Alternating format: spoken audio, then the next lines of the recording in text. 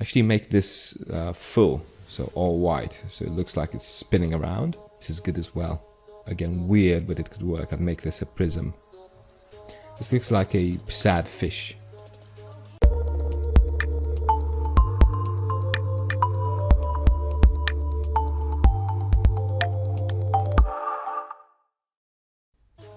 Okay, let's see the cylinder house.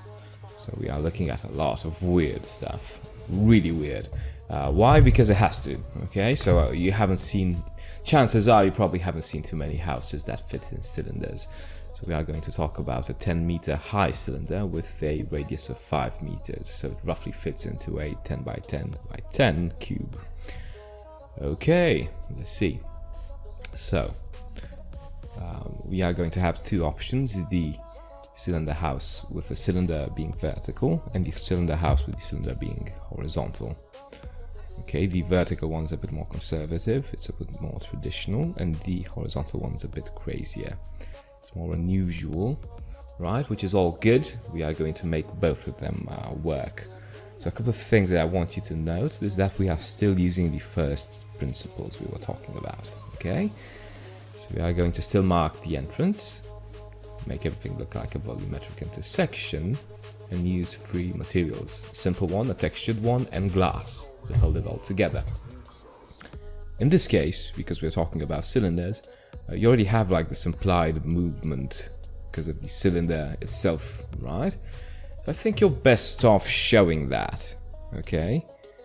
You can obviously deny the cylinder in a way, like in this case, right? I've got these little boxes and I'm kind of mutating the cylinder. I still recommend you use the cylinder's own, volume as a,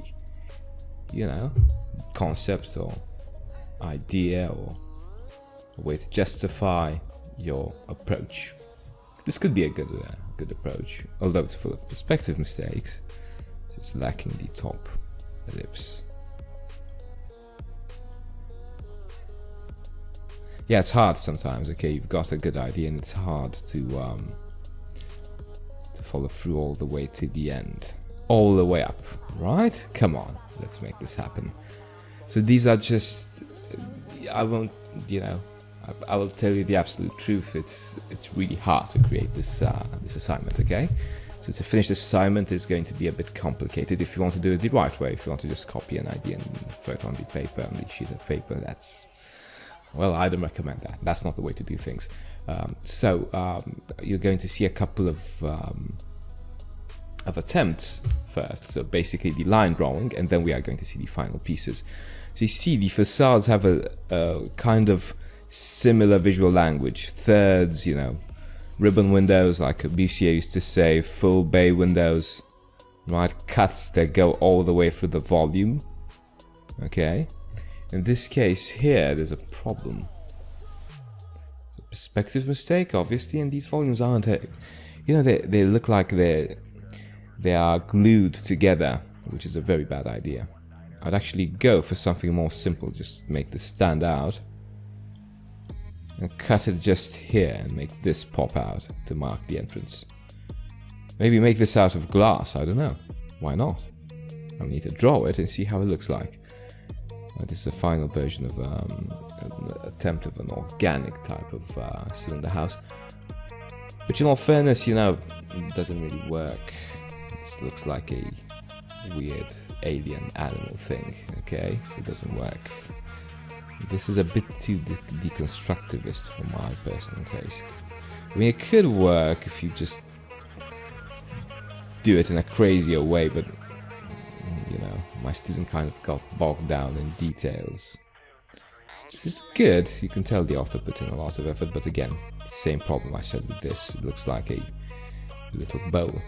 Well, we've got a little plane here, which could work, but I would rather go for building a flying fortress or something, something that's, I don't know.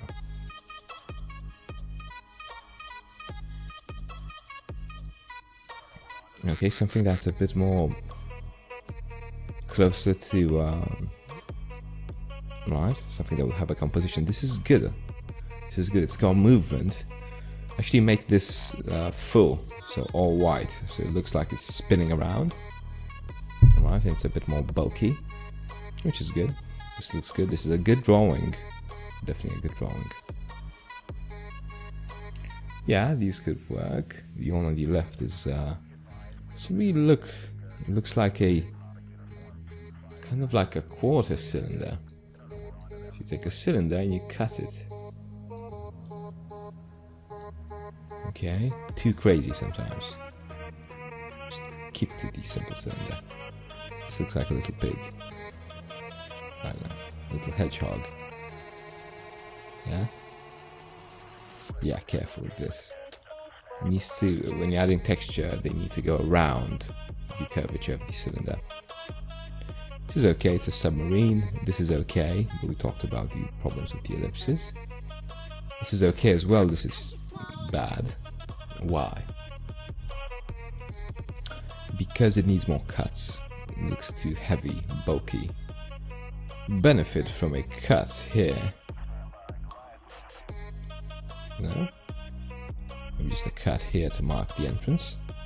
To have that, protected area, and then you've obviously got an axis. You can see the levels probably through it. This is good. I would extend this, to be honest.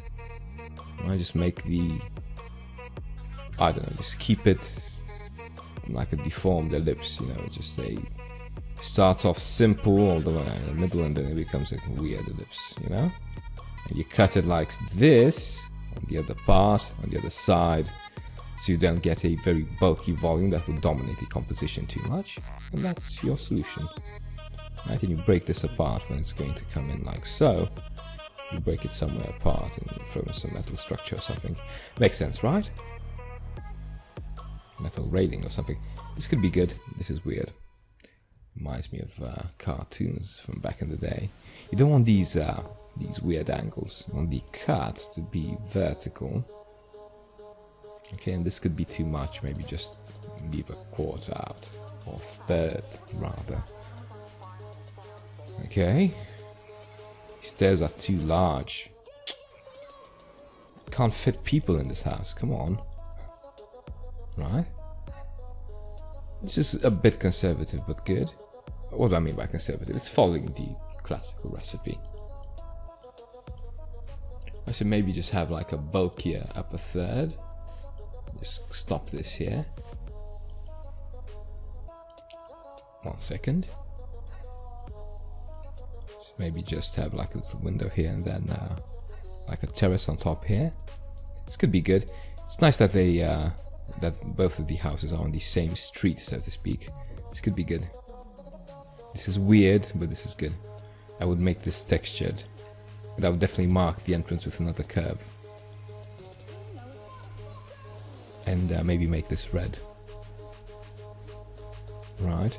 It's weird, but it could work. This is good as well. Again, weird, but it could work. I'd make this a prism. Okay? So something that would cut really strongly. Right? Very good. This looks like a sad fish. Which isn't that bad. Maybe make this pop out more.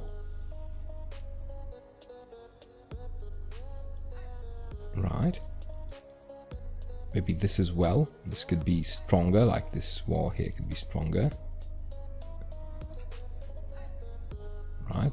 This is a very sensitive and dark way of drawing, which I really like. This is kind of talent. This is what, comes out from your, in your drawings, from your own being, without you even realizing. Anyways, I can see it. Maybe stop this here and just give it a little bit of a rest, and just to keep the movement like so. Just like 2 parts, one like this and one like that. Maybe another one here that closes the composition. Nope, 1 second. One here that closes the composition, maybe like so. I don't know. A bulkier one with a cut here. Okay, just to have something more related to cylinder. This is, oh, she's sad. Come on, don't be sad. could be good, but it's weird. It's too deconstructivist. We are going to have deconstructivist assignments. Don't worry about that. But that's not the case now. Now we're just doing cylinder houses. I talked about the advanced version of this. This is the fish in its first stages. The axonometric here looks really, really good. Why does it look really good? Because it's very technical and volumetric. Right, you see these stairs behind, alongside a window. Quite good. Right, and we are done. So these are the cylinder houses, and I'm looking forward to creating even more weird cylinder houses with you if you decide to join the drawing lessons. If not, then fair enough. Just copy the ideas that you like from this video, and use them in your own designs, and hopefully you'll get as good or even better results. Right? Talk to you soon. Take care. Draw nicely. So if you want to take your architectural drawing and design skills to levels you never thought possible, get that portfolio for architecture school, get those skills that you can learn from going to university, then visit me on my website, freehandarchitecture.com. I've got a fair bit of information here. You can see a couple of my students' drawings, what they did, how they progressed. You also have free videos, free lessons. This is me sketching here from the live lessons. We are going to talk about architecture, interior design, product design, architecture history, landscape design, urban design, everything. Have a look at the courses here. Right, they shared on my website. If you are really, really determined, then feel free to click on the little box on the right and drop me a line. I'll get back to you within 24 hours, and we are going to start the architecture drawing lessons after. Take care, draw nicely.